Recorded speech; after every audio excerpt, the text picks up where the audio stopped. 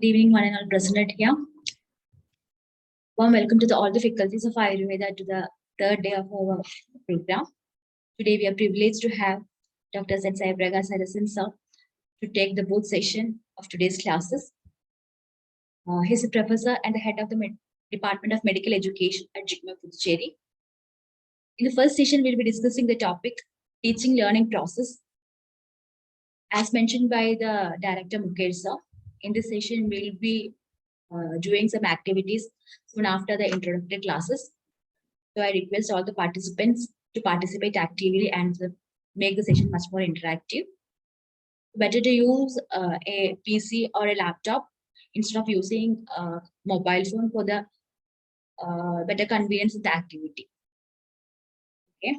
So Dr. Z. Saibraga Sarasan sir is a professor and the head of the Department of Medical Education at JIPMER Puducherry. He was awarded PhD in Education Technology, that is medical education, who is pioneering work on information-seeking behavior of higher education teachers with reference to the skill of ICT and technopedagogy. He is a FAMA Fellow and a convener of National Medical Commission Regional Center for Faculty Development. He has co-authored 2 books, edited the first volume of the best educational practice in medical education, and contributed 5 book chapters in the medical education with the reference of the Indian context. He has more than 40 papers in his credit.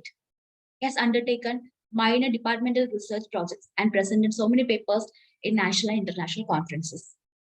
Moreover, he is an Air India Broad Outlook Learner Teacher Awardee too. So, women's love and respect. Warm welcome to you, sir, to the session. Over to you for the class. Sir, please. Thank you, ma'am. Thank you for your nice introduction.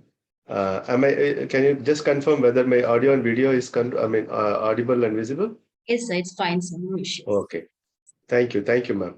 So I welcome, good evening and welcome everyone to this Kottakkal Ayurveda School of Excellence first certificate program in educational technology.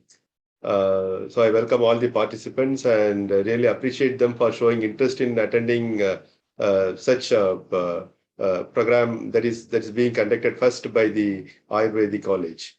I think this is first of its kind in India. So I really appreciate the efforts made by the Kottakkal Ayurveda School of Excellence members. And I think this should take off well and then should spread its wings across the nation. So with this, let me go on to my session. I'll share my screen now. Today's topic is about teaching learning process.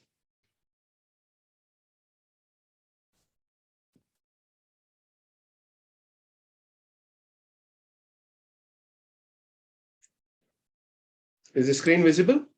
Yes, sir. Okay.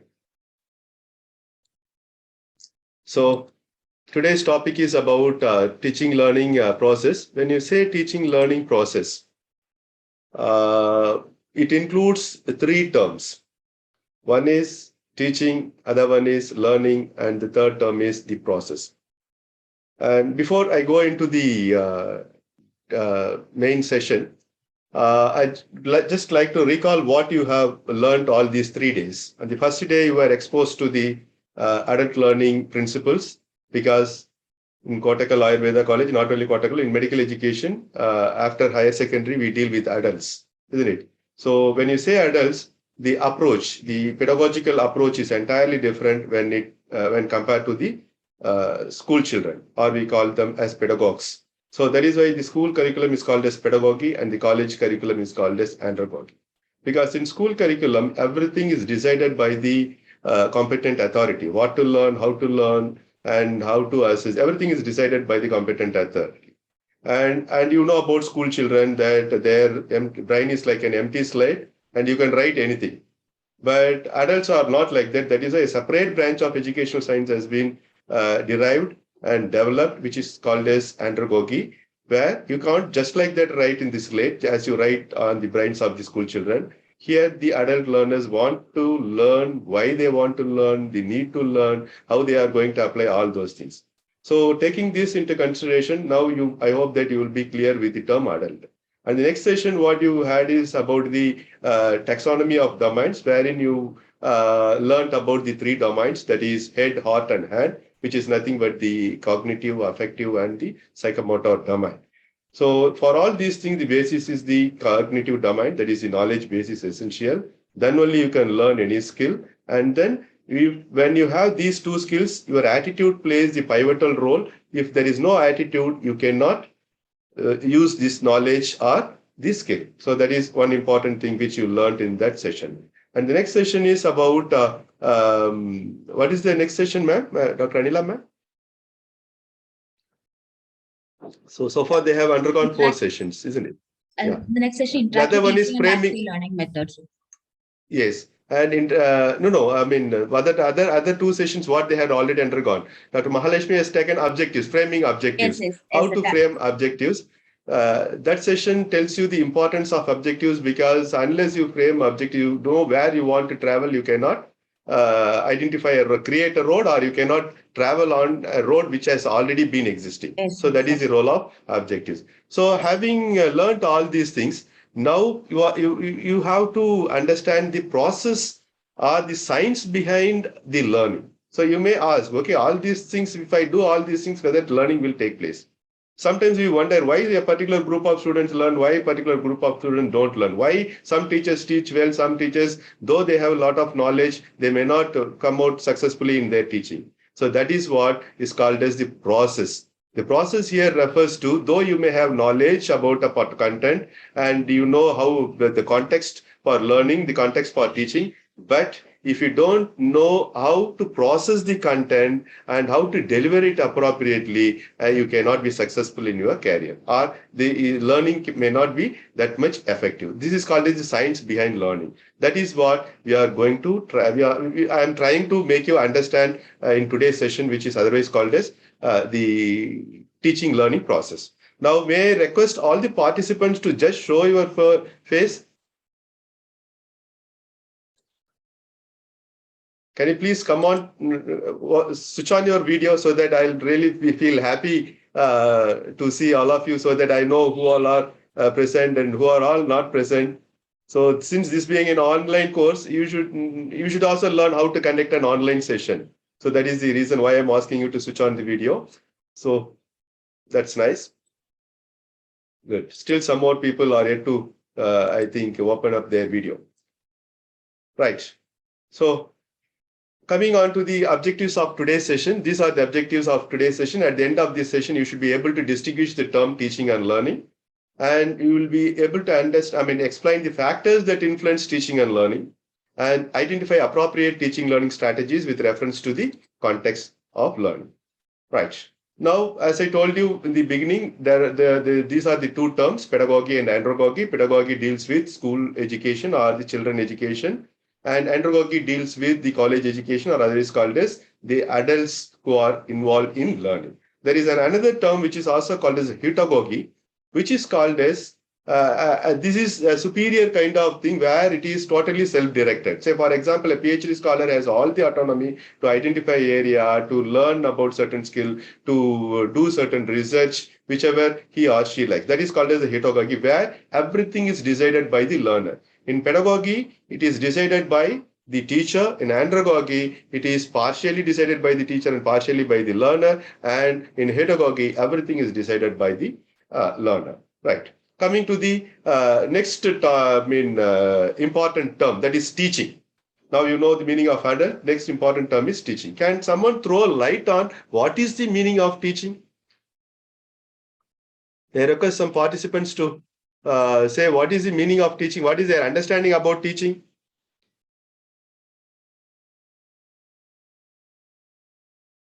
Dr. Anjali Sivaram,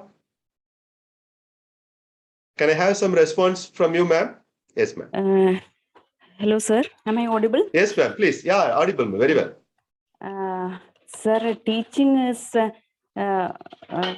giving some idea regarding unknown things to a learner. Okay, good point. Giving idea about unlearned things to a learner. Very good. So any other idea? Any other participant you would like to give your points? Dr. Anish?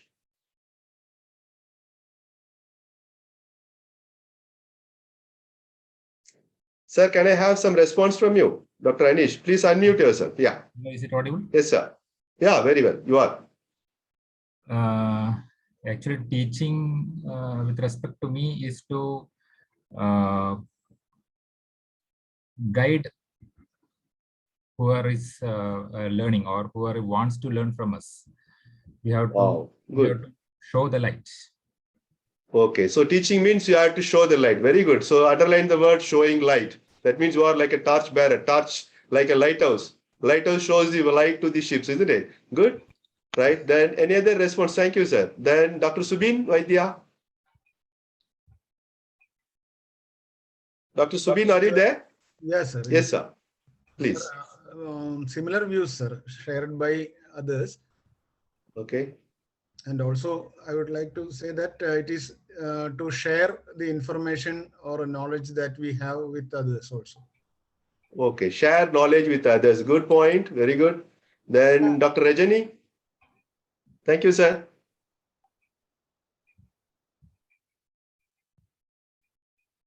Ma'am, you are not audible. I think there is some issue in your audio system. Okay, Dr. Vijaya. It's okay, ma'am. Please unmute yourself. No, please unmute yourself, Dr. Vijaya. Dr. Vijaya, please unmute. Hello, sir, am I audible now? Yeah. Yes. Yeah, you are. You are. I think teaching means pass on your own knowledge regarding any specific subjects to your student in all Very possible good. way which you can teach, told them or consider them to be knowledgeable. Very good. So passing on knowledge. Okay, good. So any other points? Because I want more points so that we can derive a meaning for teaching. Because all these days we are teaching. Yes, ma'am. Someone wants to respond. So myself, Anupama. Sir, I Good. feel it is conveying updated information and knowledge with authority. Right. Conveying updated information. Okay, good. So almost all points are similar, except that torchlight, that lighthouse thing, and almost other points are similar. I want more points so that we can have a good understanding about, because all these days we are teaching, and without understanding the meaning of teaching, it's not good to teach our students, isn't it? First of all, let us understand what teaching is. Yes, sir. Please, sir. Dr. Vivek. Sir, it's giving some ideas and about a specific or some areas and guide them to go beyond that area. Good. So you not only teach and you also help them to go beyond that. That means encourage for further learning. Good, very good. Then any other point? Sir, the teaching will mold the next generation, and also managers want to into success. Yes, you want to transmit the thing to the next generation. Good. Yeah. Then that is And also role also- of teaching. Yeah, and managers want into success also. Yes. Okay, fine. Agreed.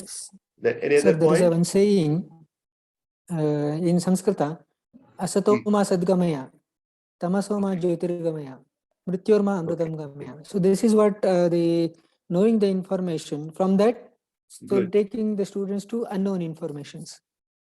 Very good. Knowing from unknown. So known to unknown. So proceed the learners with what they know, and then you take them to an unknown thing. So that is also part of teaching. Beautiful.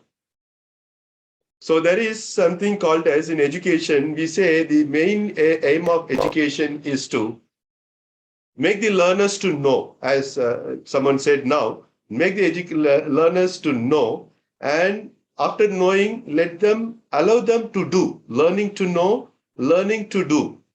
And the third one is learning to be. So if you learn something and if you know certain skills, and you have to be of that sort of person. If you study for medicine, you should practice medicine, isn't it? So that is learning to be.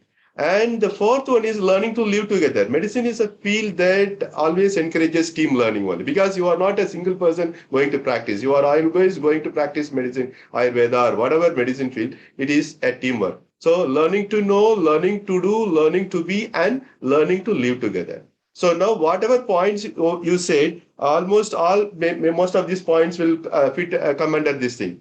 So now whatever you said, say someone said guiding, someone said from knowing to unknown, someone said showing the pathway, someone said, so a lot of information. If you just closely analyze this information as a teacher, you are finally, what are you doing? Dash. You are finally providing dash to your children. Can you fill that word? You are creating dash to your learners. That is called as teaching. Whatever you do in teaching, that means it is to what? Help your learners to learn, isn't it? That means what are you doing? You are creating opportunities for learning. That is the ultimate goal of learning and meaning of teaching. So teaching is nothing but creating opportunities for your learners. So whatever you do in your class, you see that is it a good opportunity for your learners so that they can learn comfortably. So that is the meaning of teaching. And the next one is, next term, is the term clear about teaching? So whatever you said, that is correct. That is stimulating to learn, directing to learn, guide them to learn, and encourage them to further learning. This point someone said, isn't it? You also take them to the next level, encourage them to further learning. So remember the acronym in your mind, that is SDGE. Stimulate, direct, guide, and encourage for further learning. In short, in nutshell, if you want to tell in one word, teaching is nothing but creating opportunity for your learners. That is called as teaching. And coming to the next word, that is the learning. When you say learning, maybe the other speakers, the previous last 2 days speakers would have already given you the meaning of learning. So I think very well you should be able to tell me the meaning of learning. Can I have some response? What is the meaning of learning? So all these 2 days you were listening to the term learning. Many of the speakers, almost all the speakers would have used this term learning. What is your understanding about the term learning? When you say that someone has learned something? Acquiring knowledge, skills. Okay, good. If they have adequate knowledge and skills, how do you know someone has adequate knowledge or skill? If they remember and if they try to apply it and if they try to create there's new informations, if they create Very their good. own, that is what is considered to be learning as such. Very good. So there should be some visible in their, visible behavioral change, isn't it? That is called as learn. As you said, if someone is knowledgeable, how do I know? They should be able to apply. And if I say someone has learned something, they should have appropriate, proper attitude towards something, willingness to participate, isn't it? Now, say I'm calling for people. So when I call for people, immediately you respond. That shows that you have some knowledge, you have a good attitude towards listening to a class or attending a class, and you have the skill of, doing something, applying what you have learned. So that is exactly what the behavior what you show now shows that you have learned something to respond. You have learned something to answer. That is called as what learning. So learning is nothing but behavioral modification with respect to knowledge, attitude, and skill, or I can say permanent modification of behavior, which due to what? Acquired due to utilizing an opportunity. So that opportunity can otherwise be called as what? A learning event, which is otherwise called as a learning set, which includes those 3 domains which we have already discussed. Now coming to this thing. Now we know the meaning of who are adults, what is teaching, what is learning, and how to foster learning or how to promote learning. Okay, so there are various factors that influences teaching and learning. Can you just tell me some points? What facilitates your teaching in your classroom? Or as a learner, what facilitates your learning? Think of yourself as a teacher, as a learner, and come out with some points. What facilitates your teaching in a classroom? Or what facilitates your learning in a classroom? Come on. Teaching aids. One at a time, please. Teaching aids. Yeah. Good. Teaching aids. Good. So that facilitates learning. Teaching aids facilitates learning. Okay, good. The content Then and what communication. Content and communication. Beautiful. Content and communication. That is more important. Without content, what are you going to teach? So you should have a familiarity with the content. You should be familiar with the content. Good. That is one factor that influences teaching. Good. Then? Learning environment. Yes. Very good. Learning environment is another one. So environment where you are going to conduct your teaching session. What kind of supportive learning environment you are going to create. what kind of attitude you have, how knowledgeable you as a teacher are.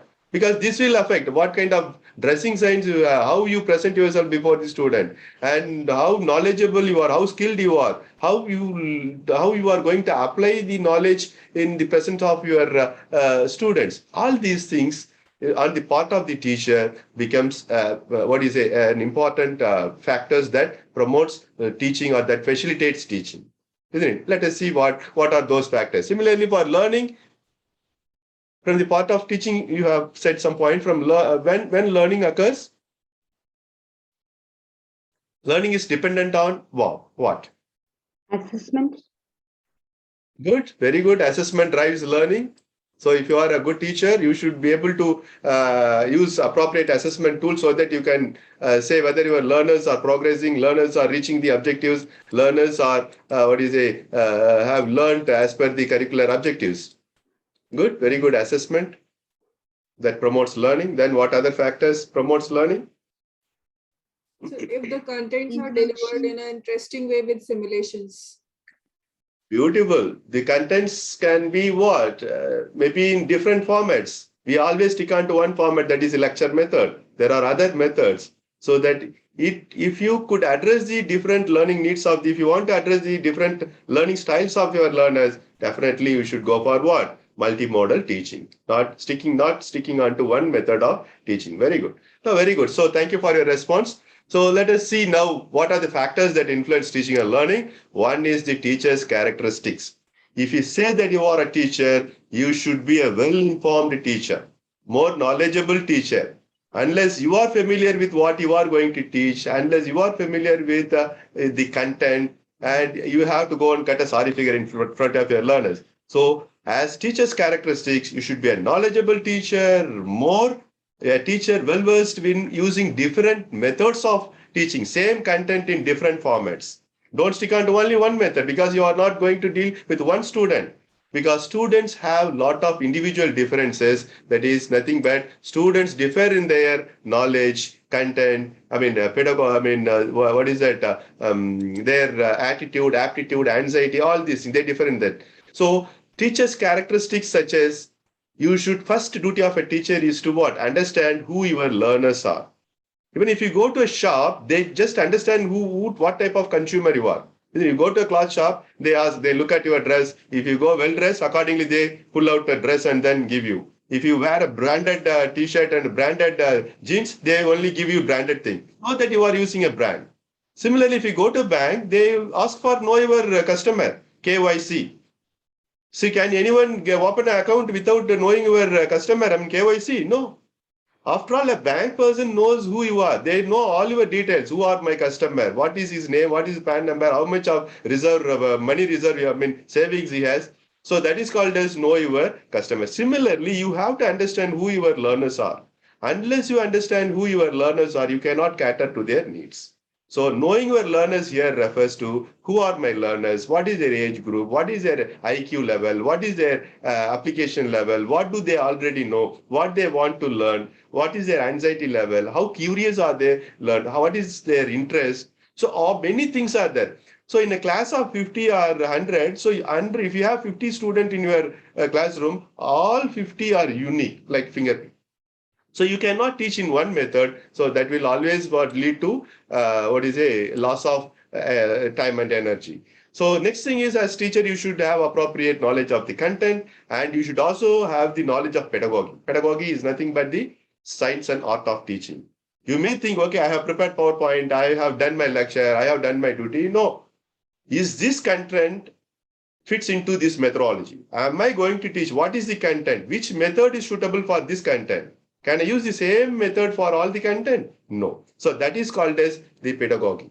So knowledge of pedagogy again is part of teacher's characteristics, and you should have knowledge of using the technology. Now technology has become part and parcel of our daily life, and students are well versed in technology, well informed. So you can make use of technology to make your learners more attentive and sustain their interest.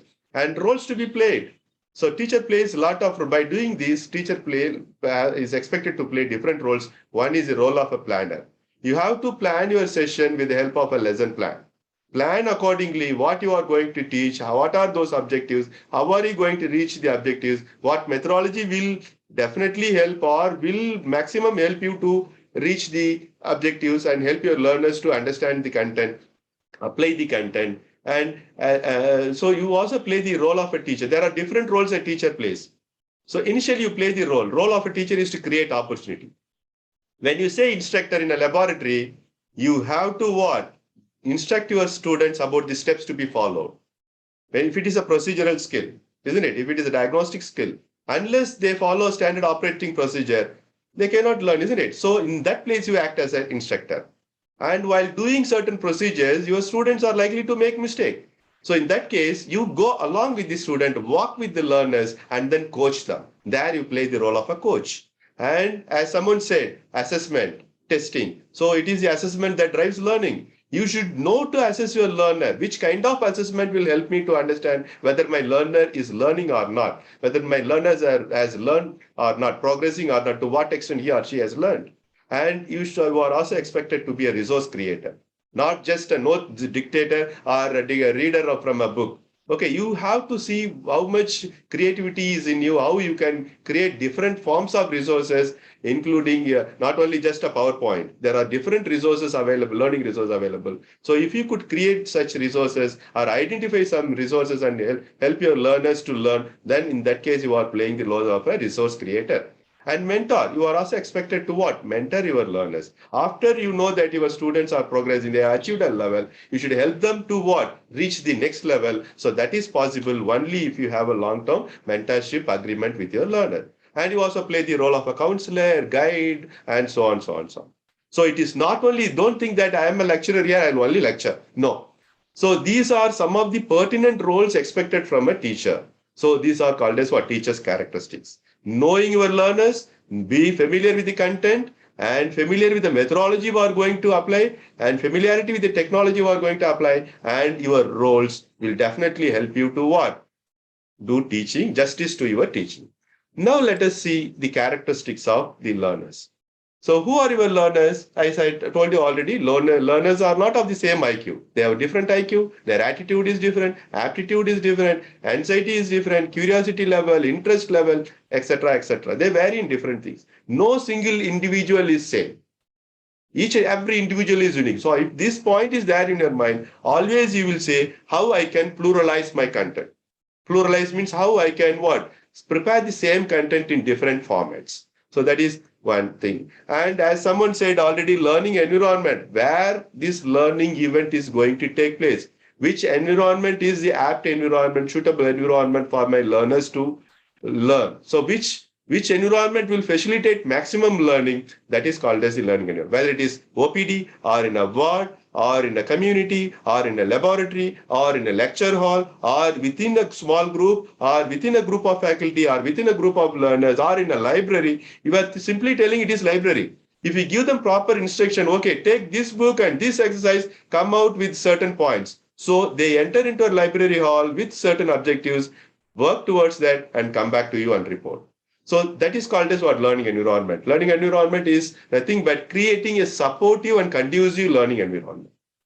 So it is not just OPD. Okay, if I take my students to OPD, they will learn. No, you have to tell them, you have to direct them, guide them, what is expected out of them. Provide them some SOPs so that they know what they are going to do in a OPD, so that learning becomes more meaningful within this learning environment. Okay, so that is learning environment and learning resources. This also someone said teaching aids, isn't it? So that is learning resources. Whether as a teacher I'm using appropriate teaching aid to my learners, or simply I'm talking. So in a class, you have a lot of teaching aids. You can go with a scenario, go with a newspaper clipping, go with a photograph, or you can take a simulated patient with you or a real patient with you, or you can go with a video. So a lot of resources are available, isn't it? So whether you are using appropriate resource, take a content and apply all these things and then see. So this is the content. Which learning environment will be suitable? What are all the possible learning environment where I can transact this content? And look at the resources. What are all the learning resources available? So how can I make these resources available for my learners? Is it whether I'm going to only one resource or I'm going to expose the content, use the content, exploit the content, explore the content using different resources? So that means you are thinking of the individual difference of your learner so that you can address almost all students in your class if you think in that angle. So these are the factors that influence teaching and learning. So that is one thing. Is there any doubt till this? If you have any doubt, please. Can I move on to the next slide? Good, thank you. So next is about the education spiral. So already you have attended the class on objectives and teaching learning, adult learning theories. So the main thing that initiates a learning process is the availability of the content and the context in medicine. So always medicine in context is the what? Productive method of what? Teaching or learning. So there should be some sort of context for teaching the medicine. So not only context, for a context, you need certain content, isn't it? So you think, okay, now I have the context and content. So how are you going to organize the teaching? Where are you going to start? Can someone respond to this? Where to start? Already I have given a clue to you. Where to start? You have the content and context. Where to start? Recall your previous sessions. From the contents. Yeah. From the content? From the Good. With the content, what are we going to do? Just can I go and share the content with my students? First of all, we will have the background of the student, how much they know about that topic. Beautiful. So you want to know how much they know. Very good. Which you call it as the KWL strategy. Please note down what my students know. And by knowing what my students know, I am understanding what they don't know, isn't it? So what my students know, K. What they want to learn, W. And at the end of the session, I will assess whether they have learned what they want to learn. So this is called as KWL strategy. Very good. So that is one thing. So for that, before identifying what they know, how will you know to pose the right question to know what they know? Where to start? we can ask Objectives? to share experiences. Good experiences, good. So you can talk to them and then identify, get to know their experience, how experienced are they with this context or content, or what they know already. So here I wanted to mention about the objectives. As a teacher, you know the content and context. So where to start? The first step is framing objectives for your session, which already you know. Now, after attending this course, now you will be able to identify content. We will be able to frame appropriate content, objectives for the content, isn't it? That is the starting point. So objectives, teaching learning method, then evaluate, then identify the lacunae, and it becomes, then you go for modifying the objectives, then teaching learning methods. So this is called as educational plan. This is a tripolar process. Okay, so wherein the objectives, unless you frame appropriate objectives, you will not be able to match it with the teaching learning methods. And you will not be able to align it with the assessment methods. So objectives play the crucial role. That is the starting point in plan. So you have the content and you frame objectives. Once you frame the objectives, you know how to achieve the objectives by using different media and methods, techniques, teaching strategies, and finally to understand whether you have reached you have achieved the objectives or not. Your assessment or evaluation is going to help you. And by evaluating that, you will know your own weakness and strengths, the students' weakness and strengths. So you modify the objective. So it becomes a feedback loop. Objectives, teaching learning method, evaluation, again modify the objective, teaching learning. That is called as education spiral. Because if this small framework is there in your mind, you will be able to understand whether you are doing the right job with the right content and for the right students. So education spiral refers to objectives, material, methods, assessment, and objectives. Now, how to facilitate learning in medicine. So there are different frameworks for teaching, learning, and assessment. So usually these are the frameworks that usually that is applied for any education, not only in medicine, engineering, school education, arts and science, humanity, fine arts, anything. So there are certain frameworks for teaching, learning, and assessment. So why you need a framework? as how now you know how objectives are important, isn't it? So objectives tell you where you want to travel, where you want to reach. Unless you know where you want to reach, you cannot, isn't it? So similarly, frameworks will help you how easily you can reach. Okay, now you have the objectives. There are different ways of reaching the objectives, reaching the goal. So for that, there are different frameworks available in education. Now let us see one by one. So why we need frameworks for teaching learning? Because teaching is not a single phase. As you think, okay, I prepare, I teach, finish. No, it is not a single phase. It is a continuous phase where there is a starting, there is a travel point, and there is an ending. Okay, again, there is a starting, traveling, ending. We call it as set, dialogue, and closure. Set, dialogue, and closure. Okay, so let us see one by one. The first stage is called as the pre-teaching stage, which is otherwise called as a planning and teaching session. Teaching is called as both science and arts. Okay, but it is both science and art. When you say science in teaching, teaching is a science. It is nothing but how you plan your session. It is nothing but what? How you plan your session. That is called as the science of teaching. So if there is a saying in English, well planned is half done. Something, whatever you well plan, it is equivalent to half done. You recall and see whichever activity you plan and do, definitely there will be a lot of, without any hindrance, you will achieve. Whichever activity you do without any planning, most of the time you end in problem. You face problem, isn't it? So planning here refers to, you know a content, how you plan to transact this content to your learners. Now you know who are your learners, what are they going to learn, and how are they going to learn, and how you are going to assess them. All these things will be part of the planning. So that is called as pre-teaching. Pre-teaching is nothing but what?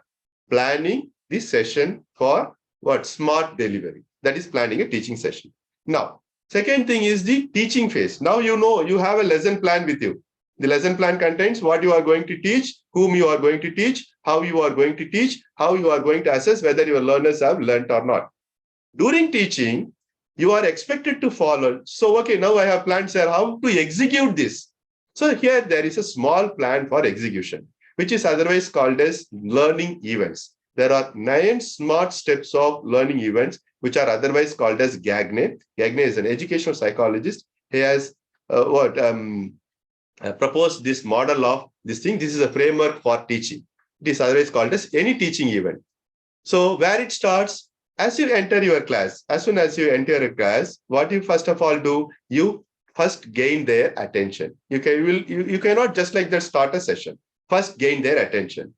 Okay, by telling a story, by telling a precedence, by telling a newspaper clipping, or showing a patient. So you gain their attention. See, today I have brought a patient with me. See, what kind of patient? Can you just tell? So you are gaining their attention. Because students come with different mentality, mindsets.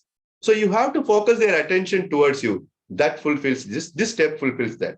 Then inform the learners about the objective. Yes, today we are going to learn about this thing. These are our objectives of this session. Now, they are more focused towards, okay, this is the broad topic. And in this broad topic, these are the objectives I'm going to achieve. We are going to achieve. Then the next step is assess their prior knowledge. That is someone mentioned, isn't it? Prior learning. Recall what they already know. Don't just like that throw the content. Okay, recall what they know. That is called as assess what they know, prior learning. Now present your content whatever way you want, different modes of content, by lecturing, by giving activity, by showing video, or by giving them a problem, or whatever it is, by giving hands-on training, anything, prior learning. That is present content. Provide guidance. During the course of presenting the guidance, you tell them, guide them how they can retain these steps. Tell them short steps. Tell them some acronyms. So this is a crucial step. Please remember this. Now, just now I mentioned KWL strategy. Please underline. Please remember KW. K refers to this. W refers to this. L refers. Similarly, that is called as what? Guidance. Learning guidance. Provide guidance on how they can learn, how they can retain. Now ask them to practice something. Give them a small task and see how far they have learned. So that is called as practice. If it is a demonstration, if it is a skill station, ask them to practice. If it is a knowledge kind of thing, lecture session, give them a problem or pose them a question and then see how they are performing. And based on their performance, give them feedback. Tell them why it is correct, why it is not wrong. Feedback is nothing but not only coming out with negative thing. Okay, tell them why their answer is correct and why their answer may not be right or it is not correct. Provide them feedback. Now go for assessing what they have learned. Now give them a short MCQ at the end of the session, assess their performance and inform them. This is what you are learning. This is the evidence for your learning. You have learned to this extent, you have learned fully, you have learned partially, or you are below borderline. So that will enhance them what? Their learning. So now they will again show interest to learn further. So this is called as what? Gagne's 9 learning events. This is a simple framework which every teacher should carry in their mind when they enter into any classroom. So that is called as teaching, right? Is this framework clear? Stages of teaching? Do you think that teaching stops in classroom? So now you know how to plan your session and you know how to conduct the session. And do you think it stops in a classroom? No. It should continue, isn't it? You should help your learners to continue their learning. Always you cannot be with them. So you prepare your learners by giving them some homework or some activities so that learning continues even after the class also, outside the classroom also. So give them some tasks. Don't stop their learning. So they are expected to be lifelong learners. That is one of the quality of your Ayurveda students, isn't it? I mean, learners. As a doctor, you are also every day you are learning. From where did you embed this habit? Your teachers have transmitted that kind of quality in you. So every day you are learning so that you become an updated teacher, so that your learners will know, yeah, my teacher is more knowledgeable and updated. This is called as teacher-learner reciprocity. If students see teachers more knowledgeable, then they also become more knowledgeable. I want to become like my teacher. Then after some time, no, I want to what? Work. I want to learn something more over and above my teacher. I want to outsmart my teacher. That is called as teacher-learner. You go and stand in front of your learners confidently, the learners also become confident. You go and stand very active as a dynamic person, they also become dynamic, more dynamic. This is called as teacher-learner reciprocity. Or you call it as propensity. So but here it refers to, I am knowledge, my learners becomes knowledge. I am lethargic, my learners also become lethargic. I am creative, my learners become creative. This is because you are a role model for your learners. Now, in that way, you are not going to stop their learning in your classroom. You are going to continue their learning, which is called as post-teaching. Pre-teaching, teaching, and post-teaching. That means in post-teaching, you give them some tasks, ask them to evaluate, self-evaluate themselves, and then they self-introspect or reflect on what they learned, how they learned, which factor influenced their learning, what facilitated their learning, what hindered their learning, how they are going to progress. So all these things will happen after the post-teaching. So we are expected to be a reflective practitioner, isn't it? One who reflects the activity, what they did. Definitely they get refined knowledge, refined attitude, and refined skill. This is what is called as what? Post-teaching. So learners should not stop their learning, or teaching should not stop in a classroom. It should go beyond the classroom and classroom hours so that the learners become continuous learner or lifelong learners. Right. Now the second framework is the learning process. How do people learn new information? Here, most of the time we forget our sense organs. So it is nothing but, learning is nothing but what? Information. Isn't it? Without information, we cannot teach or learn, isn't it? So basis for any teaching activity is information. So as a teacher, we have to see how effectively we engage the learners. Here, engaging the learners refers to engaging their sense organs. Got the point? Engaging the learners refers to engaging the sense organs. Sometimes we think, okay, lecture, yeah, I'm engaged. I have engaged my learners. Learners are quite calm. They were listening. So that means my learners have learned. That's what is the assumption. No. So engaging learners is engaging all this and maximum number of sense organs so that learning becomes more meaningful. Learning becomes what? Learning is facilitated in a meaningful way. And you could see learning more visible also. So you have a content and you see how you are going to feed the eyes with the content, feed the ears with the content, feed their hands, the physical activity with the content, what kind of physical activity you are going to do with the content, and how you are going to use the other sense, which normally we don't use. But in Ayurveda, I think you can make them to taste the medicine, taste, smell and see, isn't it? So you think whether I am using all the sense organs of my learner so that their learning becomes effective. So meaningful engagement refers to meaningful engagement of their sense organs. So that is one important information you should know, because learners are surrounded by information. Information is converted into knowledge only if the sense organs receive the information effectively and precisely. So precisely and effectively received information is is processed for knowledge. I mean, to convert into knowledge. This is called as what? Learning process. Information is processed. Why it is processed? To convert into knowledge. Why you need knowledge? Knowledge is the basis for everything. Only if you have knowledge, you can move further to learn a skill. Only if you learn a skill, you know this both knowledge and skill will help you to understand what is happening and why you have this knowledge and skill with you, so that it will help you to apply the other part comes in, that is the attitude part, that is willingness to function, willingness to participate, willingness to practice, all those things. So this is called as what? 5 sense organs effective use of or effective engagement of your sense organs. Coming to the next framework, understanding the learning styles. So there are different types of learners. Some prefer to learn using the visual resources. Can someone throw a light on this? Because I am talking, I don't want you to be a passive listener. Can someone throw a light on any one of these learning style, or just about this slide? What is your take on this slide? Dr. Rajani?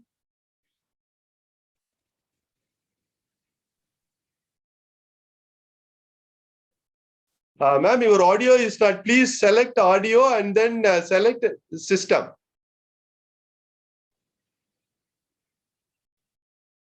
Select audio and then system. Okay, in the meantime, someone can respond. Someone else can respond, please. Dr. Gopikishna? Sir, here basically 3 types of learners: visual, auditory, and kinesthetic, sir. So visual in the sense they will be able to see the images and then thereby they are going to connect the informations. Whereas auditory refers to they are going to hear the sounds and they need not worry about those images. Only by hearing that particular sound, they will be creating their own image, the learning in their image, in their mind, so that they can able to hold the information. Kinesthetic in the sense they are going to have the some of the, for example, palpation methods, etc., etc. So do and learn. So they wanted to do and learn. Good. Yes, sir. So see and learn, hear and learn, do and learn, and the next learn is there's some read and write learners. So whatever you say, they take notes, make hints, and then learn. So I think this doesn't require more elaboration, isn't it? So there is another slide. Apart from this, there are also other learners called as musical learners, solitary learners, social learners, logical learners. So this is just to give you an idea. That means in a class, you are not dealing with only one kind of learner.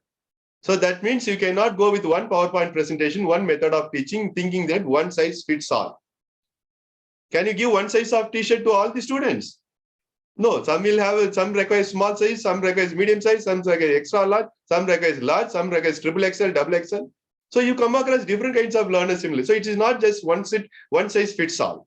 Okay, sometimes it may, some certain standard methods you can say, okay, so this method is okay, most of the learners will. If you have identified such method is well and good, but you should also have an idea in a classroom, you may have some learners of this kind. That is the idea of this slide. Okay. Now coming to the learning theories, which I think many other speakers would have already told you, but I wanted to refer this. Why? Because these 3 theories, as a teacher, it should be there in your mind in a simple format. The first learning theory says that behaviorism. What is this behaviorism? Changing the behavior of your learner. How to change the behavior of your learner? So for example, just now I asked you a question. I asked one of you to respond. Immediately I got a response. So what is the stimuli I gave here? My question. And I got a response. That is the correct response. So I'm just what? Maintaining your response, maintaining your participation in this thing. I mean, in this session.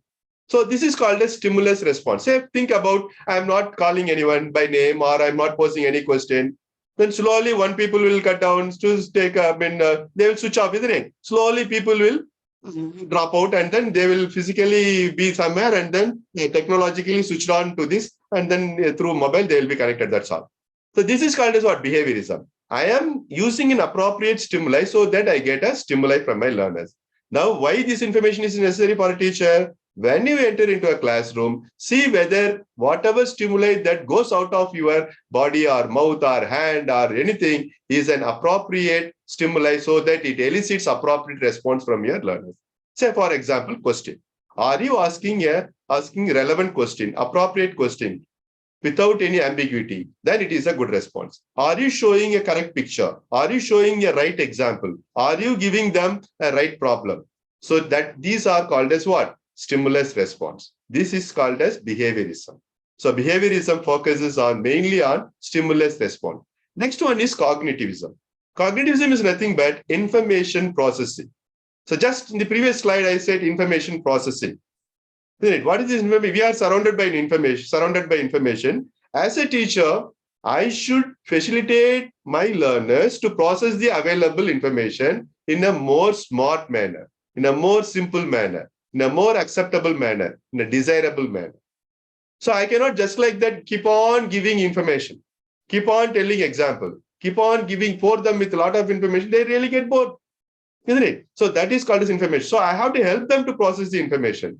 So what kind of processing will help my learners to process the information and convert the information into knowledge so that this knowledge is taken to the short-term memory, and when they frequently use this short-term memory, the knowledge is transferred to the long-term memory. So that is called as what? Cognitivism, otherwise called as information processing. One is stimulus response, other one is information processing. And the third one is the constructivism. As one of the participants mentioned, it is going from known to unknown, isn't it? Use your students' knowledge and expertise or experience to construct a new knowledge. Without touching upon their existing knowledge, without simplifying their existing knowledge, you cannot construct. If you try to construct new knowledge, it will be really a daunting task to as a teacher for you, as well as it will be a difficult task for your learners to imbibe the content. That is called as. So try to build on what is already existing. So it can be with respect to knowledge, or it can be with respect to their social connection also. That is the reason why you have to connect your learners with the other members. First of all, connect your learners, get connected to your learners. Then allow them to connect with their fellow learners. As a teacher, first you get connected to your learners and allow your learners to get connected to them so that they come to know different personalities, they come to know different learners, different way of processing information, different styles of learning. That is called as constructivism. Constructing new knowledge with the help of old knowledge or by sharing their individual experiences. This is constructivism. These three things are the essential theories that is needed for transacting the content in medicine. These are called as what? Learning theories. Right, that is a simple framework. Then this already, you would have gone through this thing. This is called as the learning domains, which is cognitive, affective, and psychomotor skill. Why I'm showing this is, you should know as a teacher, whenever you teach, where you are, which domain you are addressing. In a classroom, when you prepare a plan your lesson, you have to cross-check which domain I'm addressing. Am I addressing all the three domains in a balanced manner? Is there any mismatch between the content and the domains? Am I fully focusing on only giving importance for cognitive skills, or only giving importance for the affective domain, or only for psychomotor skill? So there should be a balance in maintaining this thing. So always as a teacher, be prepared, be aware whether you are addressing all these three domains in a balanced manner. So that is called as what? That is the purpose of this slide. So again, this is again a framework that helps you. See, all these are what? Aimed at processing the content. So again and again, I want to why I'm mentioning this is, these frameworks will help you to what? Process the content nicely, then you can deliver to your learners so that learning becomes effective. So again, this is a recall slide of your previous session. So I don't want to explain on this, just to tell you, as a teacher, you should have knowledge of which domain you are addressing and which level of that domain you are addressing. Say, for example, if it is cognitive domain, how the same content can be used for recalling. So what are the suitable contents, suitable points in that content matches with the remembering. Say facts and figures goes into remembering. If your student is able to explain what, why, and how of that content, then it becomes understanding. Okay, I have taken my learners to the understanding level. And if a student is able to apply that facts and figures or reference value in a given example, then your student have reached the applying level. then if your student is able to analyze to create something new, and you have taken them to the apex level, that is the creating and evaluating level. So you have to see the content, again and again repeating. You have a content and see how you are bifurcating this content to fit into these domains, to fit into the different high levels of these domains, whether it is cognitive or psychomotor or affective. Unless you split the content into these things, you cannot precisely say whether you have learned or not, whether your students have learned. Or if this is not done, you will only have a crude idea about what learning has taken place among your learners. So that is the idea of this slide. Then again, for knowledge, you have a Bloom's taxonomy framework. So again, here I would like to stress, if teachers are aware of the Bloom's taxonomy, they know how they are preparing their lesson plan and how they are transacting their lesson plan, to what level they are addressing their students with the help of this Bloom's taxonomy. Are they addressing their students to recall? Are they addressing their students to understand? Are they addressing their students to apply the information? And so on. So as a teacher, you should always proceed from lower order thinking and help your learners to reach the higher order thinking. So in which you are going to learn in the further sessions, in the forthcoming sessions. So I'm not going to much elaborate on this because already you have dealt this. Why I'm bringing in process, unless you understand the application of Bloom's taxonomy, you cannot process the content appropriately. You will be always using the same method. So you have to familiarize yourself. Which part of the content is needed for evaluating? Which part of the content should I give my learners as problem for analyzing? So then only you can effectively process your information for transaction.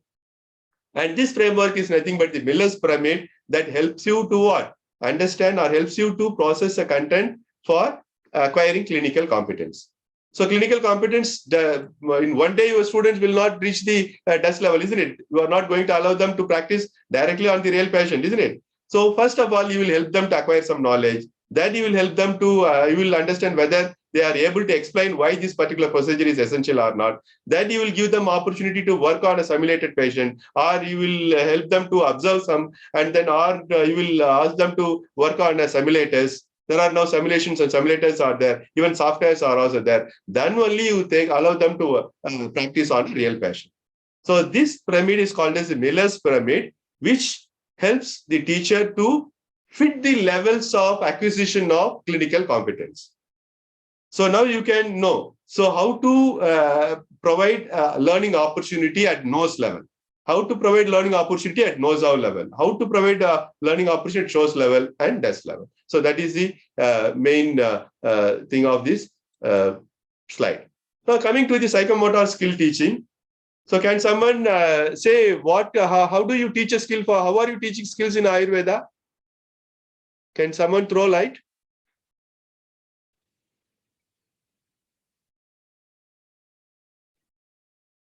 Usually, can you just name one skill and then say how you teach that particular skill?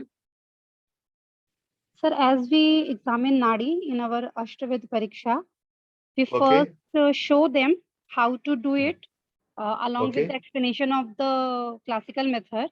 And then Okay. we make them do that process of Nadi Pariksha Okay. and then evaluate Okay. that how much they have learned. Then again, after the assessment, we again try to tell them, explain them and demonstrate them. It's like that. Okay. Very good. So same this thing. So very well, ma'am. Thank you.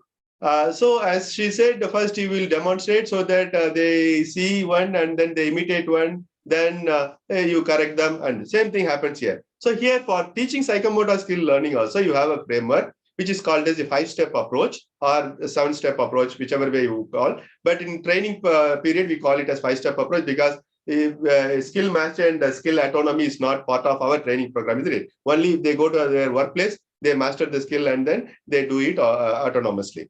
So before that, conceptualization is a step which helps your learners to acquire the cognitive base or the cognitive elements of that skill.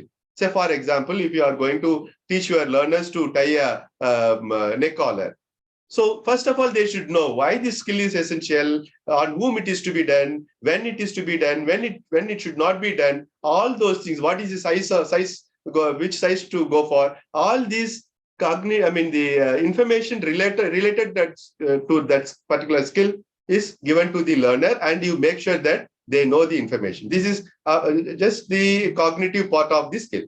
Then the next one is the visualization. Here, you give a chance for the learner. You create an opportunity for the learner so that they watch a silent demo of the skill.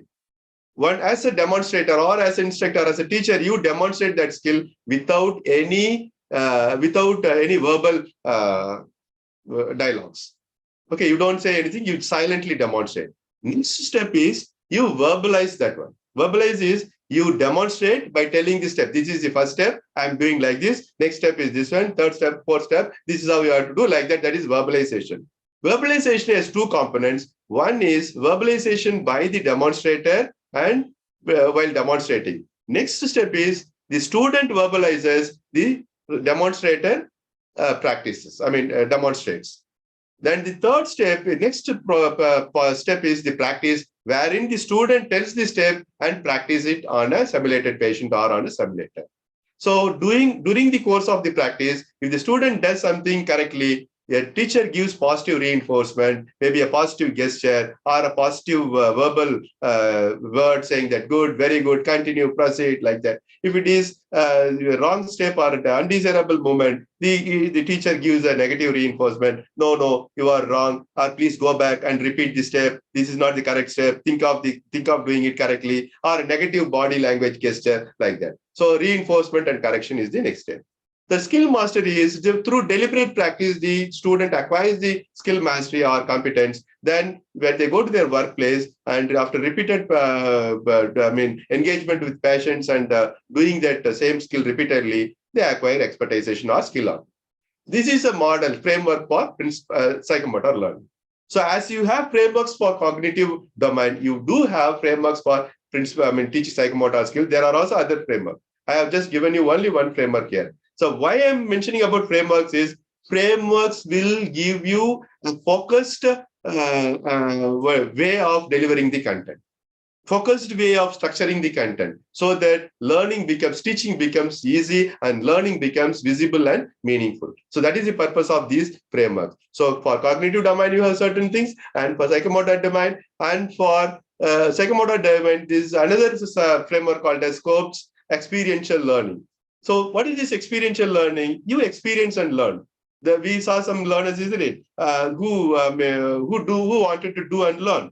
So such learners undergo a concrete experience. After undergoing that, they reflect on their experience. What went on? Why it went on? What did I learn? How did I learn? Why I did not learn certain things? Why it is easy, certain things? Why certain things are not clear? So they reflect on that. Then again, they conceptualize, okay, this is what I have learned, this is what I did not learn, then I'm going to try something new with what I have already learned, and that is called as the experimentation. And you do the experiment, again you identify some gap, again you undergo certain experience, observe, then identify the gap, then so whatever minimum thing you have learned, you experience that, experiment that, then to gain a new knowledge. So that is called as what? Scopes experiential learning cycle. It is very simple. You undergo some event, reflect on that, identify strength and weakness, build on the strengths, minimize the weakness. How you do that? By active experimentation, trying out, and then identifying again gaps, again undergoing concrete. So it is a cycle. So again, this framework will help you to learn certain skills. Then very important thing, engagement tool in a classroom is the questioning. So I told you that, I referred to you that how we are going to engage the learners. Are we engaging the learners in a meaningful way? How do I know that my learners are learning? Whether they are learning the relevance, are they attentive? Are they interested? Are they sustaining their interest? Are their the attention span is sustained? So for that, one important vital tool is questioning technique. So why questioning technique is important? For all these reasons. So it drives the scenario-based teaching by allowing the scenario to unfold. You give them a scenario, so-and-so patient with so-and-so signs and symptoms, with so-and-so these things. So what treatment plan you will go ahead with, or what will be your approach toward that forum? So to meaningfully unfold this scenario, you have to ask relevant question, isn't it? First, by giving the vitals, you are asking your learners, what kind of patient? Is this patient in tachycardia? Is this patient has hypertension? Is this patient? So you should, the question that you pose should be able to what?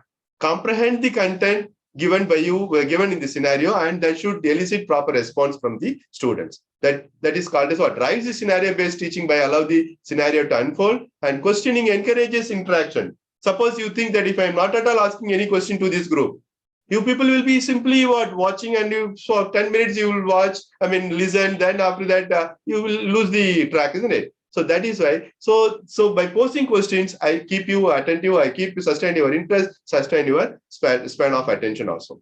Then gains and maintains attention and assess levels of understanding. So by asking question, I know whether my learners have understood or not. If they have understood, what level they have understood, increases the level of understanding.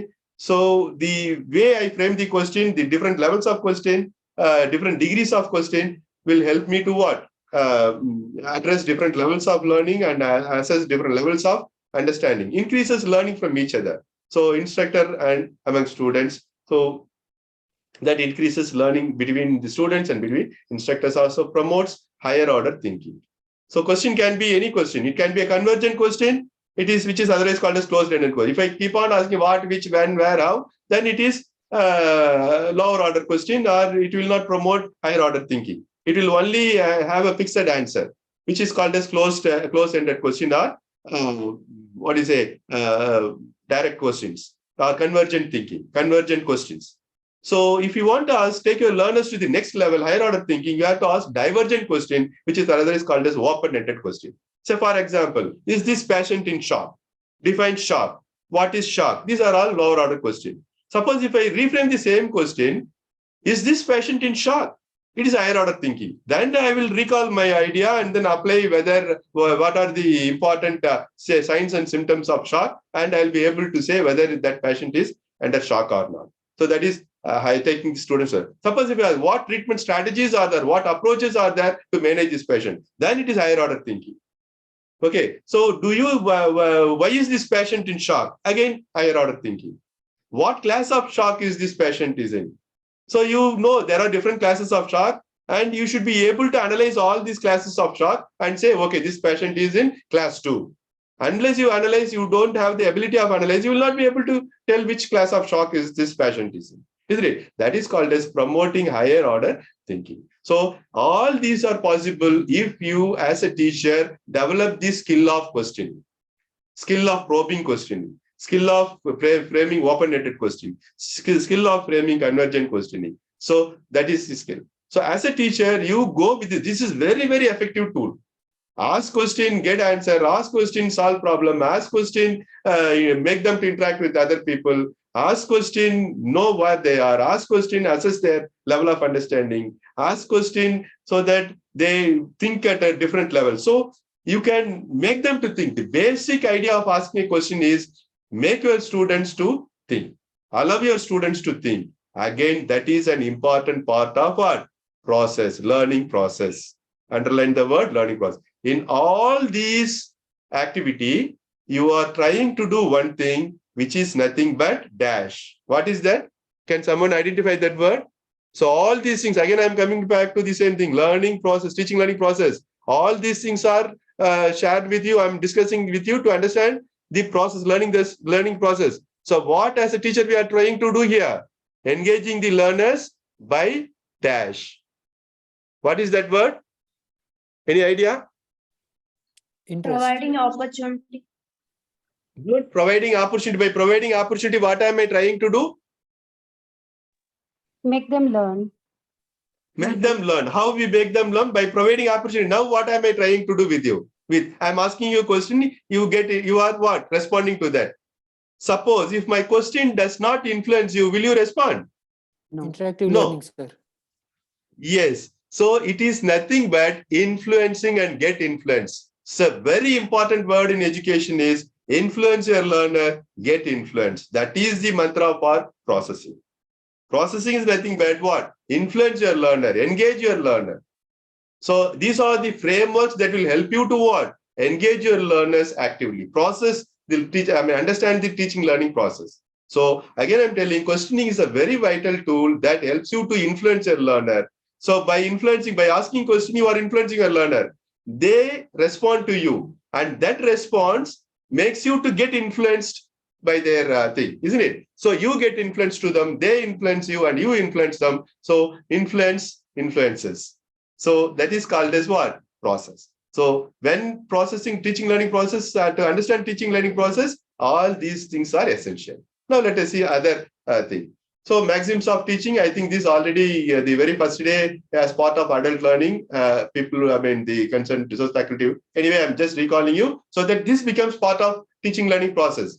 So when you say process, all these things are part of process. So known to unknown. This already one of the participants has said. So always see check what your learners know, then take them to the next level. That is the unknown things. Teach them the unknown things. Then always simplify the content. Before, don't at a stage, don't give them the complex content. Okay, tell them, take them, start from the simple and proceed to the complex. And give them opportunity to analyze so that they always come out with new things.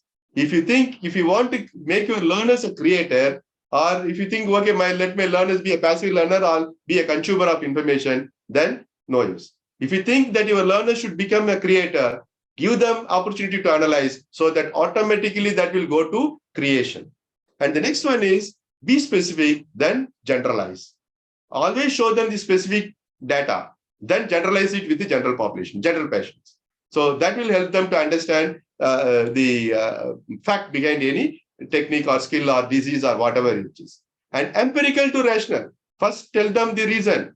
X plus Y is equal to S, is that why it is X plus Y is it? Then rationalize it is because of this, like that. That is empirical to rational. Don't just like that, okay, this is the general method. No, tell them the reason. So to give them the evidence. It is evidence-based.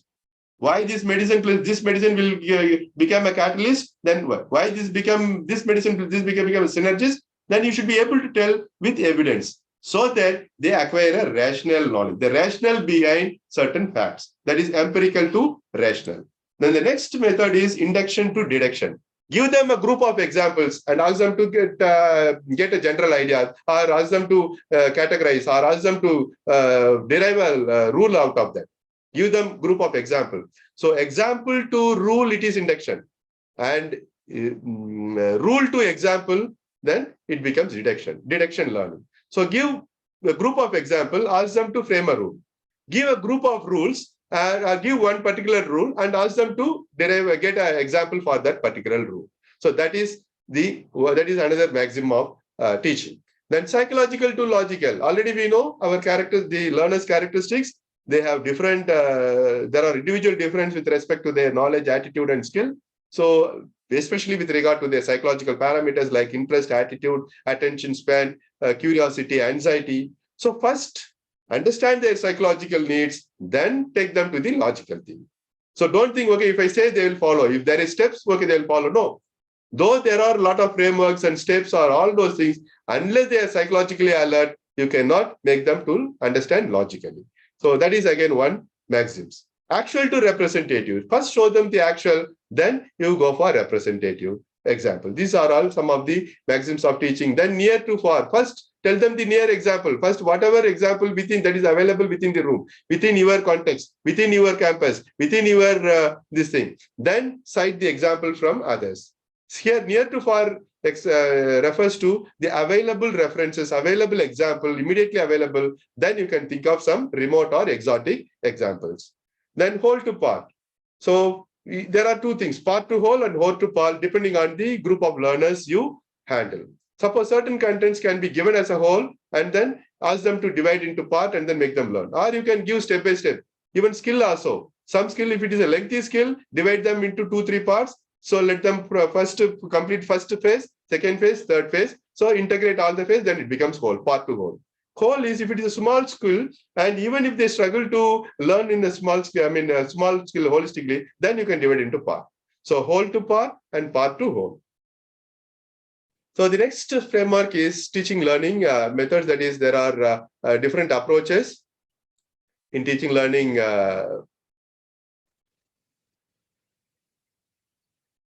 Methods, that is teacher-centered approach. Now coming to all these things, Now you have an idea of the process. What is teaching? What is learning? What are the frameworks that helps you to understand the teaching learning process? Now, the common method that we use in our day-to-day teaching learning method is the didactic lectures. So, can you just tell me in what way didactic lectures help and in what way it does not help? Just 2 points so that we can move on to the next slide. Are you all using didactic lectures? Yes, sir. We are using when we want to make some principle clear to the student. Like it would be Very more good. the theoretical one, and we Okay. make the concept clear towards the student. Then we use the didactic lecture. Okay, good. So till date, didactic lectures are considered as one of the valuable method of teaching, because now we are always dealing with large groups students, isn't it? It's not 5 or 10 students. It's always more than 50, sometimes 100. Even in our medical college, we have 150, even 200 also. But as there are a lot of, though people say there are a lot of drawbacks in the didactic lectures, there are some advantages. Not only advantages, there are a lot of advantages. Because it is in one lecture, you are addressing the needs of many students. In those days, lecture was the only method. College was the only source of information. Teacher was the only source of information. But nowadays, it is not like that. Students are well informed than us because there are different resources available. Lectures were more suitable in those days where teacher was the only source of information. Isn't it? Knowing that my teacher is the only source of information, definitely I will throw my attention towards my teacher, isn't it? So that forced the learners to attend the lectures. But now classrooms have changed. The things have changed, because in those days, textbook was the only information, college was the only source of information, and teachers, that's all. Nowadays, these 3 resources have become the least resource. Other than that, there are other resources. Each and every patient is a teacher for a student nowadays. Each and every patient is a teacher. If you effectively use your patient, each and every patient is a teacher. That's what I will say. Then there are a lot of online resources. In one click, your student get all learning, all learning resources. Lot of modern textbooks are there. Lot of examples, incidents, videos, resource, lot of that. But still, lecture is a good method. So it is called as the fine art of good lecturing. So if you think that you want to do a lecturing, definitely please see the principles of lectures. Here I'm not covering that, because if you want to make your lecture more effective, please make your lectures more interesting, more interactive, so that your learners pay attention to you. So you have to what? Be more smarter than the other resource, whatever resources your students have. That way, if you prepare your lecture, definitely you can gain the attention of your learners. So underline the word, you should be more smarter than the other resources. As a modern day teacher, your lecture should be what? More interactive, and it should be done in a more smarter way. Then only your students will pay attention to your lectures. So that is one thing about, that is teacher-centered method. But nowadays, no one wants teacher-centered method. Mostly we concentrate on what? The didactic, we concentrate on the student-centered method, such as one is the case-based learning. So this is one case-based learning. So in lecture, how teaching learning process is visible there? Because if it is didactic, one-way lecture, if it is monologue kind of lecture, definitely you cannot expect a teaching learning process there.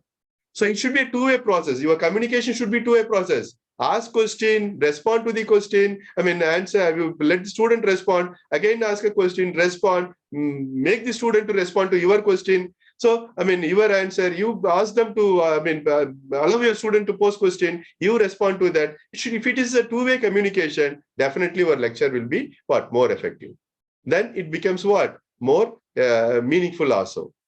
So that is one way you can understand the process. Okay. Then the next one is the case-based learning. Case-based learning is nothing but using cases, well-defined cases, to make your learners learn certain concepts or learn certain, about illness, get an understanding about illness or any particular aspect of health. So here the step is that first the case is established, and case is analyzed by the group, and the group brainstorm. While analyzing, they brainstorm, and then they formulate, identify certain objectives for that session, learning session. And then after that, they interact and then share the new findings with the group. and the group shares the results. Then again, they find another area for, the gap in what they have identified. Then again, it continues. So it is a case that becomes the center point of attraction in the case-based learning. It is a case that makes the learner to think, identify the question that is in front of them. They work towards finding an answer for the question. They find some answer in a group and share the answer with others, with the teacher. Then what? The teacher says whether it is correct or not. So it is a kind of a collaborative learning. Here the student witnesses collaborative intelligence. Case is common for all. The data is given. Only thing is they have to what? Identify the objectives of the case and then come find a solution for them. So that is the purpose. So here the learning process is what? You are interesting the learner with a case. That case has certain facts and figures. These facts and figures makes your learner to think in a focused manner and analyze the information and allows them to interact with other learners. So they see how other learners perceive the case. They witness different thinking styles and they also formulate objectives, what they are going to achieve at the end of this analysis of the case. They find certain findings out of the case and then share the result with the other experts or the other members and see whether it is correct or not. If it is correct, to what extent it is correct, where they were lagging behind, where they missed the learning. So that will help them to get a refined learning. Not only that, it becomes a kind of self-directed learning, or it becomes a kind of what? A collaborative or cooperative learning. So the next one is the problem-based learning. So here again, the problem-based learning, so it's same thing. So next is the evidence-based medicine. So evidence-based medicine is nothing but you help the learner to assess the patient.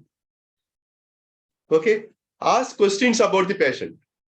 First, allow your give a scenario. It can be a simulated patient or real patient, or in case if there is none of this is available, you can give a scenario about a patient scenario. Ask the student to assess the scenario or the patient and let them ask question. What is the question? Challenging question here.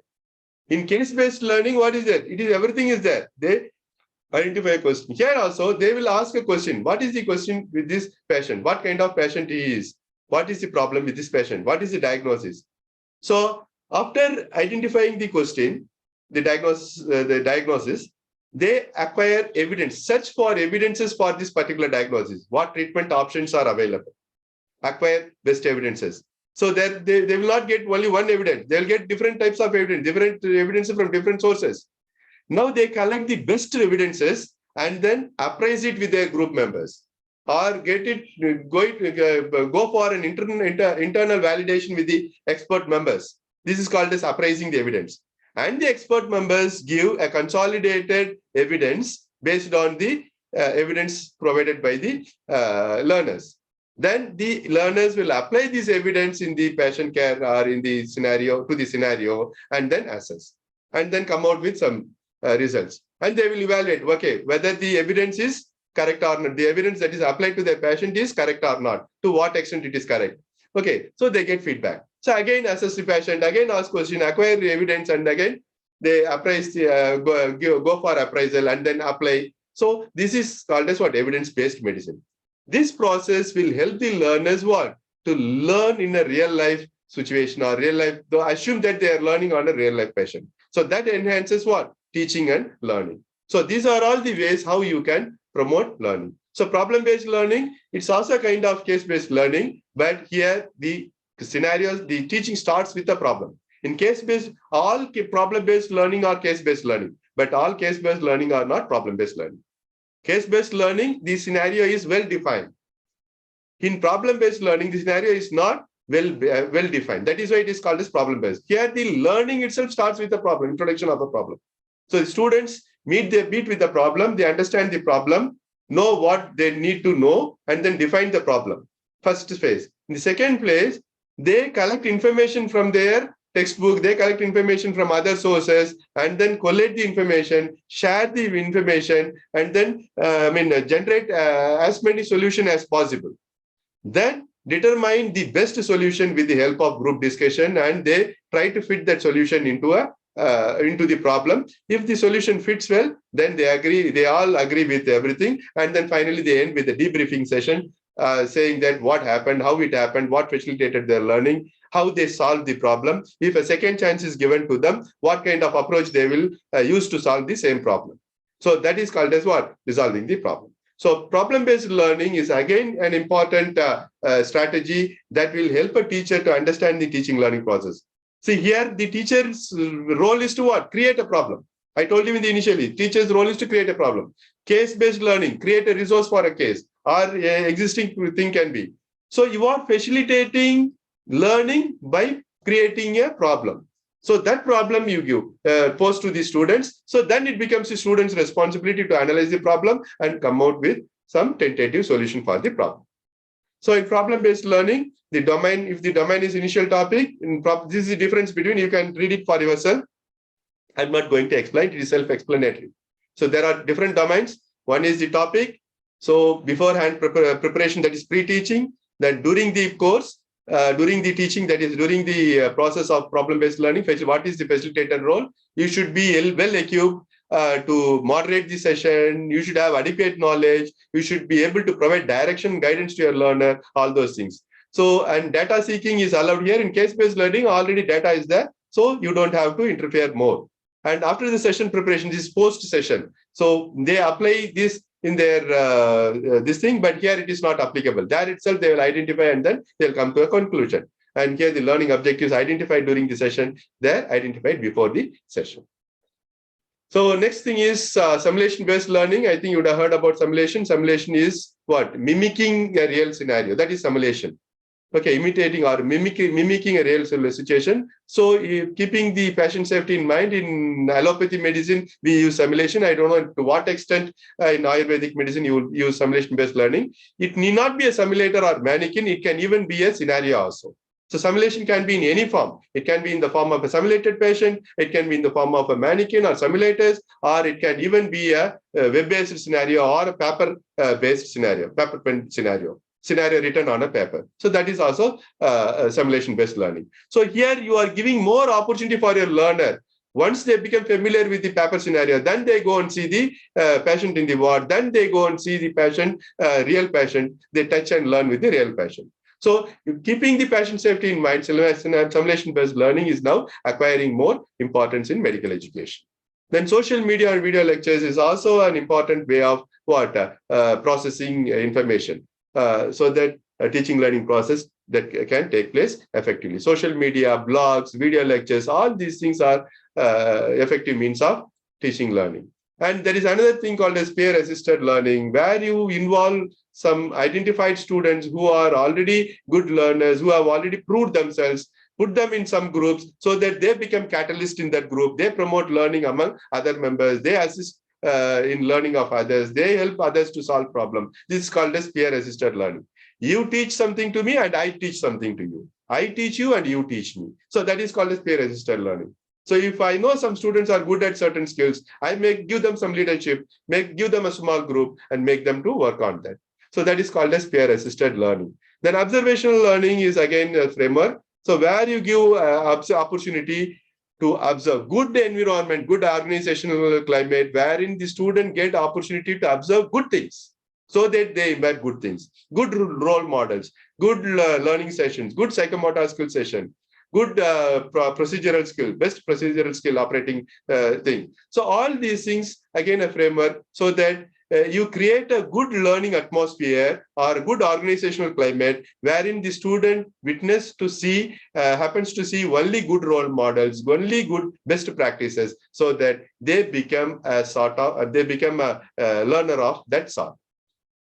So again, flipped classroom is again something that enhances the teaching learning process. So flipped learning is before, you don't expect your learners to come to the classroom. So provide them as much resource as possible beforehand, then ask them to come prepared and ask them to come prepared to your class next day. So clarify their doubt, then send them home with again a new task that is called as flipped classroom. So in olden traditional teaching, everything the teacher used to tell in the classroom only. But now it is not necessary. You can give most of the things to their students before the class, ask them to come prepared, whichever area they are weak, please clarify that. Then send them again to back to home with another new learning activity. Then team-based learning is again one thing where you identify team members whom they can interact more and then learn. Okay, so team-based learning is again a collaborative learning where you give a task pre-class preparation and then you assess whether they are ready to learn or ready with their ready for the test. Give them a small MCQ before the class, assess their learning readiness. Then if most of the students acquire a certain margin, achieve the benchmark in acquiring marks in the MCQ test, you go for assurance. That means give them opportunity to learn the main things, that is called as team readiness assurance test. Then immediate feedback, give them identify their weakness and then give them feedback and help them to solve it. Simply speaking, team-based learning is nothing but identify a group of members, give them a problem, they work certain level of the problem at home and then come prepared for a test, give them a pre-test, and then based on the pre-test, that you elaborate on the weakness area where they have missed. That means you are identifying their weakness area where they need focused learning. Then you teach them, then give them feedback about their learning, then help them in clinical problem solving activities. Then you can send them for further learning. Then assessing while learning is that while teaching, while asking question itself, you are assessing, isn't it? You know the level of learners. Similarly, then and there you pose them with a problem, pose them some MCQs, and then you know the level of the learner, so that will help you to what? Prepare your next session actively or divert your direction of teaching. So for that, reflective learning is one thing. Always ask your learner or always ask yourself what went on well in this class or what happened. So this what happened will tell you what did you learn, why did you learn, why did you not, why you did not learn, what did you teach, why you taught easily, why you were not able to teach, so what. So this will help you to understand the gap, so that will help you to understand how you are going to make up when the next chance is given to you. So what next? So when the next chance is given to you, you will say, this is how I will learn when the next chance is given to me. This is how I am trying to improve. So that is called as what next. So what happened? So what? That means the identifying the gap, and then what next? How I am going to fill the gap in the next chance. So again, this will help you to understand the learning process. And the next final thing is the TPACK. So as a teacher, you don't think that I am knowledgeable, I know many things, so I can easily, I am an expert. No, knowledge alone will not help you. You should know how to process that content, how to transact that content. That is, knowledge of pedagogy is important. So you should have the content knowledge. You should know the pedagogical knowledge, how you are going to process and then transact the content. And you should also know the methods and techniques. That is the technological knowledge. So content knowledge, that is first. Pedagogical knowledge, that is second. Technological knowledge, that is the third. Okay, so knowing the content and knowing how to transact the content by using the teaching learning methods and technology, which technology, technique and strategy I'm going to use. So that is called as techno-pedagogical content knowledge. So when you know the content and the techno-pedagogy, then it becomes pedagogical content knowledge. When you know what pedagogy you are going to use, along with which technology, it becomes technological pedagogical knowledge. When you know which technology and which content is to be merged, it becomes technological content knowledge. Together, it is called as TPACK framework. This framework will help you to understand what is the content with you, what methodology you can use, which appropriate technology you can use to what? Transact the content, including the simulation technique. Next, after hearing all these things, now what is your take on this session? So if you want to teach properly, you need to have a structured approach, which is nothing but the systems approach. You know what kind of doctor you want to prepare, to bring, or you want to, what kind of learners, what do you want your learners to achieve? To achieve that, or to become that kind of a doctor, to prepare that kind of doctor, what kind of learning experience you are going to give them? How are you going to plan for that learning experience? What resources you are going to use? How you are going to process that? then what kind of input is required for that process? This is called as what? Systems approach in medical education. That is the output. What kind of learner, what kind of doctor I want to bring in? I'm going to prepare, create. So what learning experience, the process, what learning experience will create that kind of doctor, such kind of doctors, to create such kind of, to provide such kind of that experience, learning experience, what inputs are necessary? The content, the objectives, the competency to be developed, the resources, the questions, lot of things are necessary. That is called as input. So if you follow systems approach, definitely your teaching learning process can be more effective. Any questions? I think I have overshot 5 minutes, I think. If there are some questions, I will take some questions, then we can have a short break and move on to the next session. Thank you, sir, for a wonderful session. Time for the discussion. Okay, ma'am. Thank you, ma'am. Yeah, yeah. So if there are no questions, let me summarize. Teaching is creating. Yeah, please, ma'am. Please. I thought you are. Yeah, sir. Can I have the question? Yes, sir, please. Sir, I just wanted to know, in our science, particularly in Ayurveda, there are many axioms. So we have to work on them, where they will not be a very full-fledged conceptual clarity. To what level of ambiguity can we retain? For example, it becomes, since we do not have a contextual and conceptual clarity in certain factors, and we need to, it is in the syllabus. What do you think would be the best way of teaching methods, sir? Because we are also not very sure, but we want to propagate it also because it is in the syllabus.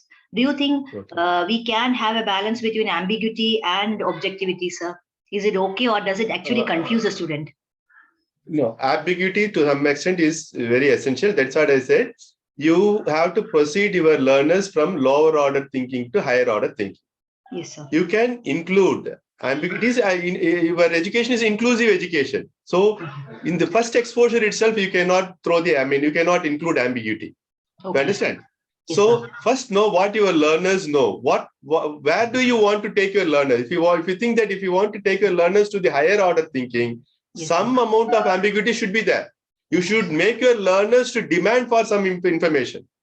You understand? So education is not that always supplying from the supplying side. So you have to create. Now I have created the demand. So now you are demanding me. Yes. I did not bring in the concept of ambiguity in my session. Now I have made you to demand that. So just for an instance, I'm telling. Yes, okay. So now you are demanding this information. The same kind of thing should be included in the classroom. Ambiguity at a first instance, it is not advisable. For a novice, it is not advisable. For a beginner, it is not advisable.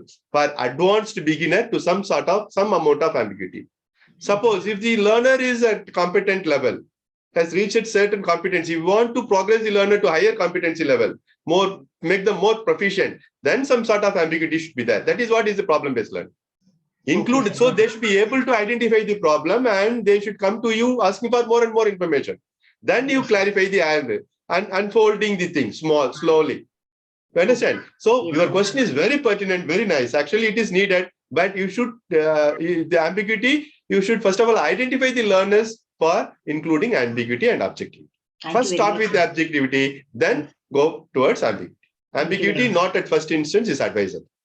Thank you very much, sir. Thank you.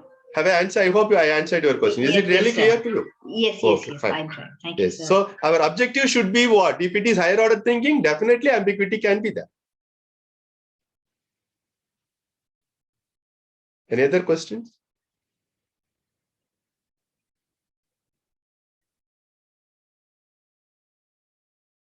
Okay. Are you sure there are no questions? Or you can type. There are some questions in the good demonstration, interest. Okay. Thank you, Dr. Subin. Dr. Subin is an active chatter. Good. Yes. Answered. Sorry. Change in knowledge, attitude, practice. Dr. Anupama Krishnan has responded. Anjali. Dr. Anjali has responded. Behavioral change. Dr. Rajani. Good. And Dr. Anupama. Very good. See, you have to acknowledge the learners also, then only they will respond to you. This is called up influencing the learner and get influenced. Now I get influenced to a response, so that next time you also, again, you post comments in the thing. So that's why acknowledged by telling their names. So I want all other participants also to participate. Next session is going to be the interactive teaching. I request all the participants to take part actively. If you could participate with me orally, definitely I'll be really happy, because only if you ask me certain questions, I can fully share my knowledge and skill with you. Otherwise, I'll be just going through the what is given in this slide. So if there are no questions, let me summarize. So teaching is creating opportunities for learning. I think that is, I think you all agree with this. And learning is permanent modification of, the word modification is missing. So this should not happen when you prepare a slide. Sorry for that. Learning is permanent modification of behavior, and understanding teacher-learner characteristics, learning environment, and learning resources is essential.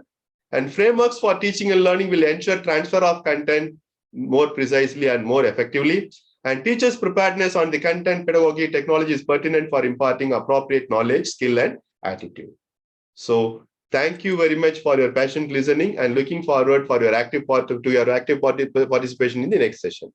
So let me stop sharing the screen and we'll take a short break. Dr. Anila, can you just conclude this session? And Yes, sir. We can have a short break for 20 minutes and we can start the next session by Sure. PM, sir. So thank you, doctors. I request all the participants to participate actively and make the second session much more lively. Okay. Thank you, sir. Thank you, ma'am.